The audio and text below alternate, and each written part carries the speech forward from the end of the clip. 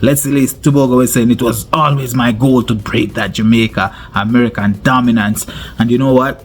He inserted himself in that conversation that the world hadn't caught up to Jamaica. It hasn't caught up to Jamaica. Jamaica simply fell back because Jamaica is known to produce 9.5, 9.6, 9.7 times, 9.8 consistently for the men, and Jamaica has been known to produce 10.6, 10.5, 10.7 for the women, and these were consistent time for Jamaica. So the world has not produced this kind of time. Welcome back to another video. Welcome back to Right Narrative. It's okay to be curious. Two topics here. I want to touch on two topics.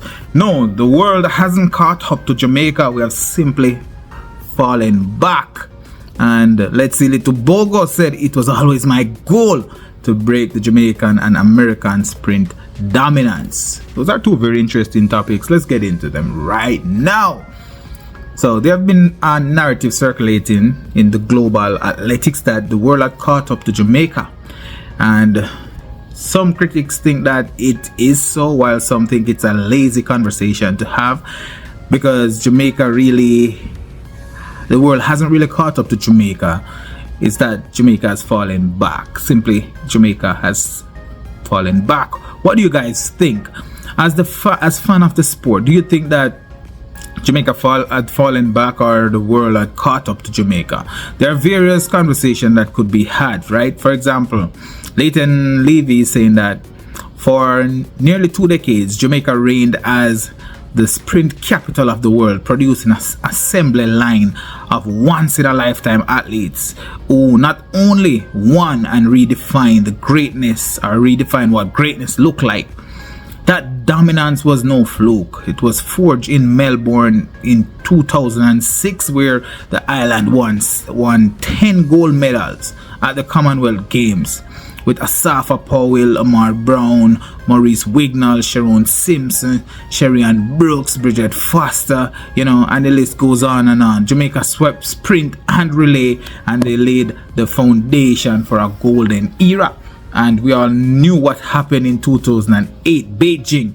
That groundwork became a full-blown sprint revolution, with Usain Bolt electrifying the world, with jaw-dropping world records in the 100 and the 200 meters, capping off the 4x1 relay gold. Shelley and Fraser Price also became literally a superstar from being virtually unknown. Jamaica in the 100-meter women, they finished 1-2-2. These are once-in-a-lifetime achievement by once-in-a-lifetime athletes. So based on the results that we saw from Jamaica back in those days and the glory that they brought, I don't think this is a very good argument that the world did not really catch up to Jamaica.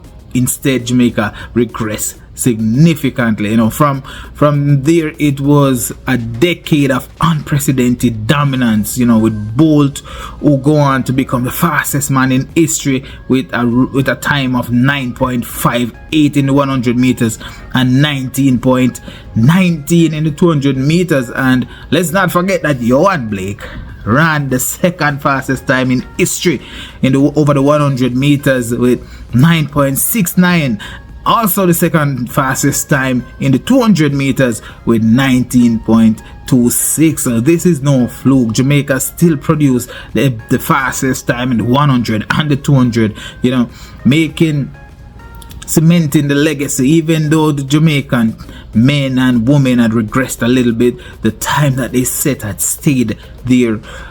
It's like a monument. It's placed there, a statue that you must build a bigger one to overcome that one, or those 3 or 4 times by Oblique and Usain Bolt. So it's a very good conversation to have, showing that the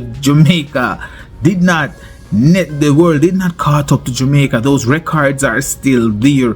Nobody had really broken the records. The Jamaica team regressed to the point where we're not producing the times that we previously produced, and we're not getting the medals that we previously had. But the world did not necessarily get a similar achievement. And it goes on and on. Asafa Powell with the with one of the second or the third fastest time in history, 9.72. You know, he broke the world record twice. I think only Usain Bolt achieved such a feat. The conversation, he's always going to be in the conversation.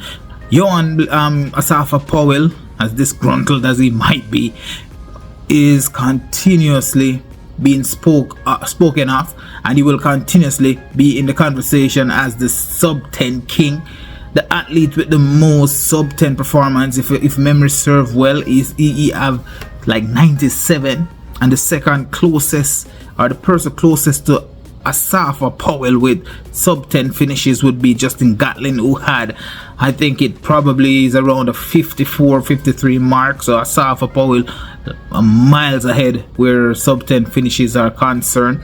And that's just to give a snippet of the greatness that is Jamaica. And we only spoke of the men. Let's talk about Elaine Thompson era, right?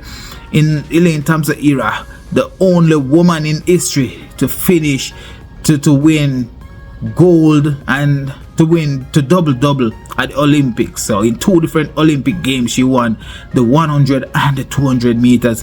This kind of feat is not something that was replicated by anywhere else in the world. You know, there's so much that could be said. Leighton Levy documented this spectacularly, and we still see the supply chain rolling out the top-notch athlete. Even in recent time, we've seen Kishane Thompson stepping out and from being a virtual unknown, the same way how Shelley and Fraser was, to becoming one of the athletes that the world is continuously looking at or looking towards for great times.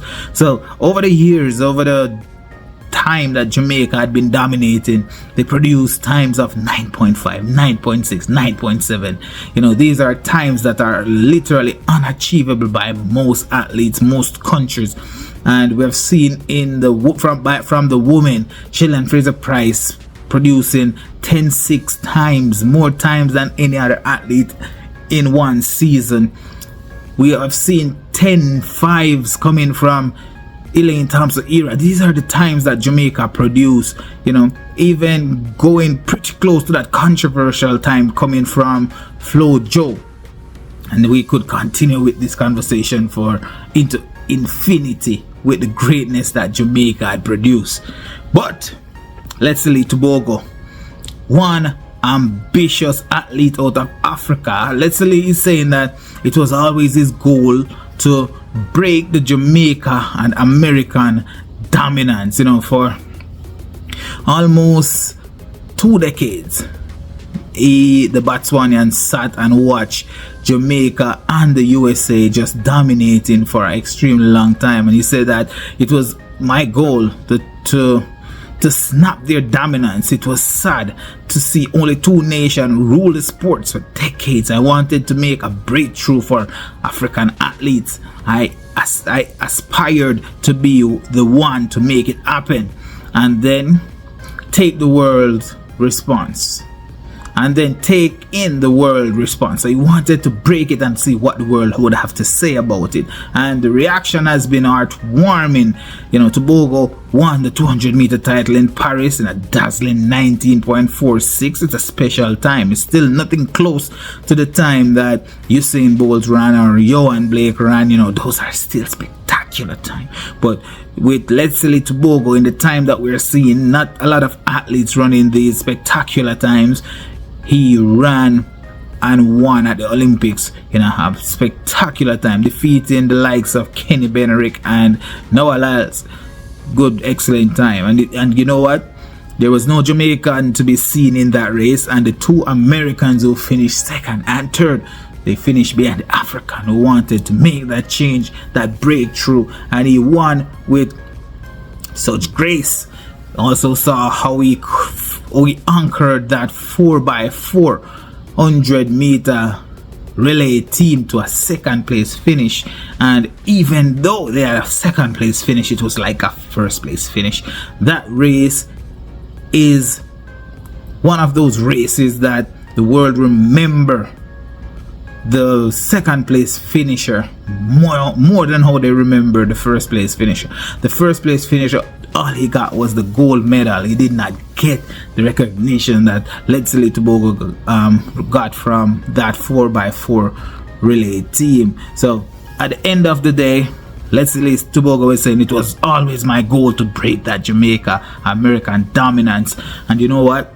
He inserted himself in that conversation, and more power to him. So yes, overall there are two topics that I touched on here, and I wanted to touch on them, and I think that Leighton Levy did justice to the conversation that the world hadn't caught up to Jamaica. It hasn't caught up to Jamaica. Jamaica simply fell back because Jamaica is known to produce 9.5, 9.6, 9.7 times, 9.8 consistently for the men, and Jamaica has been known to produce 10.6, 10.5, 10.7 for the women, and these were consistent time for Jamaica. So the world has not produced this kind of time. So the world did not really caught up to Jamaica. Jamaica just regressed. They're falling back, and they're just now in similar league as the rest of the world. I want to hear from you guys. Drop your comments down below. Let me know what you think.